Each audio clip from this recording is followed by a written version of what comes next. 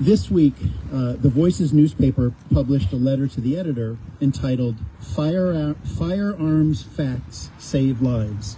And the author of that letter is here today. Please welcome back Tom Curtis. Woo!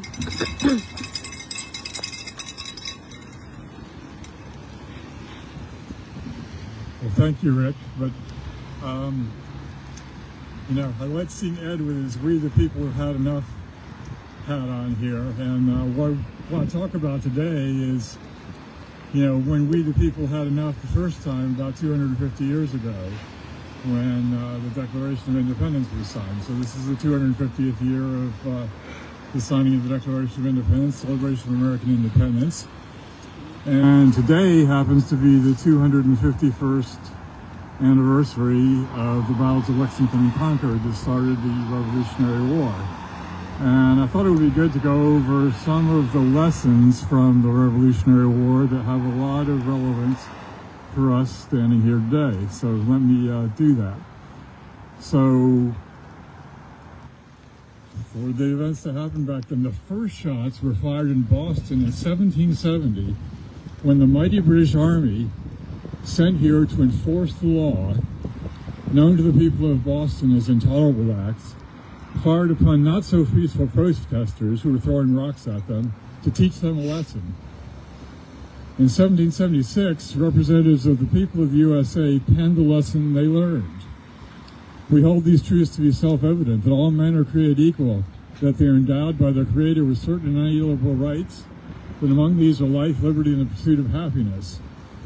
Whenever any form of government becomes destructive of these ends, life, liberty, and the pursuit of happiness, it is the right of the people to alter or to abolish it. Notice they did not say to work within the system, they said to alter or abolish the system.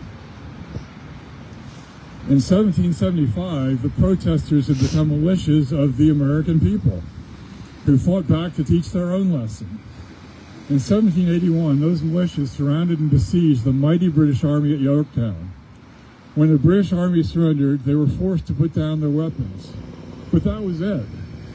No blame or punishment for the destruction and 50,000 lives of both sides lost during the war. Just give up the weapons that led to the suffering and go home when you agree to live in peace. So at Yorktown, the American militias taught us all this mighty lesson. When well-regulated militias use their might to disarm, not slaughter and punish, the dying and destruction ends, and we all go home to live in peace. And that's what happened at the end of the Revolutionary War. So to all those who served in the Revolutionary War, including 20 or more of my ancestors, thank you for the lesson. I haven't forgotten, and I think true lovers of life and liberty never forget. And I would also like to, for those of you who didn't read it, talk about the letter that I sent to Voices this week, because it's a very important thing as far as ending the violence in the United States. It's pointing out what the true facts are of the violence, that the biggest victims of them are those who are the supporters of guns and gun ownership and things like that. And this points out what happened. So let me briefly read that letter to you. First off, the question is, do you think it is foolish to arm the person who's most likely to kill you? Does anybody think that's foolish? I think that's foolish. Okay, so what's the profile of the person who's most likely to kill you? The factual answer is yourself. Because there are more suicides than homicides in Connecticut and the United States. But beyond that, what's the profile of the person who's most likely to murder you? The factual answer is anyone else with a firearm. Firearms are the weapons used in nearly 80% of murders. What is the identity of the person who is most likely to murder you? The factual answer is someone you know. Family, friends, and acquaintances are responsible for about 80% of murders. No one who values their life and knows these facts would bring a firearm into their home.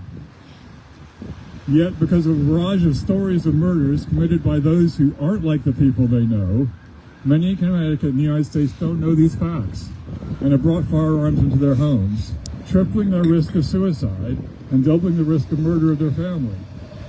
And there was a prime example of that the day after my letter was published, when the lieutenant governor, former lieutenant governor of Virginia, killed his wife and then killed himself with a firearm.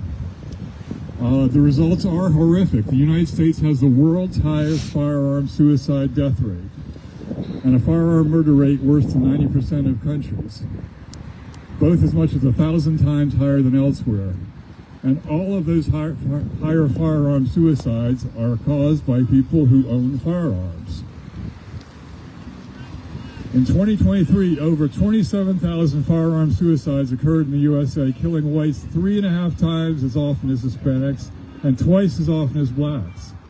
I know too many who have died, and I know many who have died from firearm suicide. I can remember when I was at work, there was a guy who showed up that came home from dinner one Friday night and found his son shot to death. Now, you think about, coming home and suddenly finding your own child dead and it's never going to come back. I've seen people who've lost their children and they are never the same. There's nothing will bring them back. And this happens way too often. Just 2 weeks ago, there was a person that Bonnie delivers food to in Bethlehem. Her husband shot himself to death in this firearm suicide. This is the second firearm suicide in Bethlehem, a town of 2,000 people, in the last 6 months.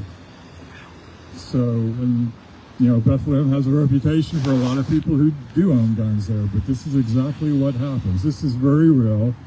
And the people they leave behind are devastated by that because they know they'll never come back.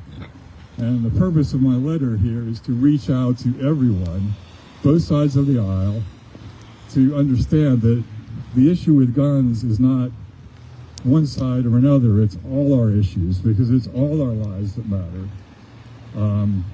People on both sides of the equation are dying because of this, and it's gone way too far. I mean, we have more deaths from guns than just about anywhere else on earth. So anyway, thank you for listening. Right back over to you, Roman.